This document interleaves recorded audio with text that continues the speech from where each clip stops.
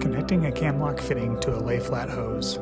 Here's what you need: lay flat hose clamps, and a Camlock fitting.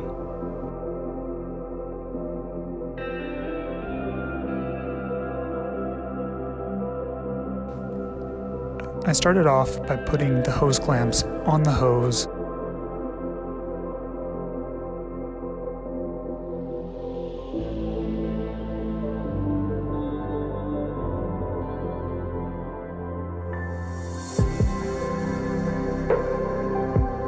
Then I took the E200 Camlock fitting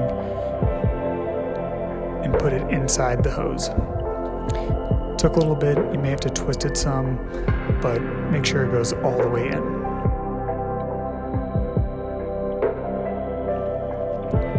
Then you'll loosen up the hose clamp and slide it up over the hose towards the Camlock fitting.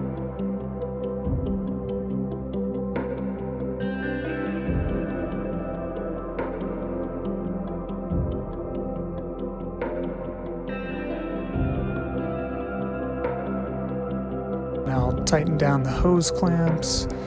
You'll want to make sure you use a screwdriver here to make sure you have a tight connection. And we're done.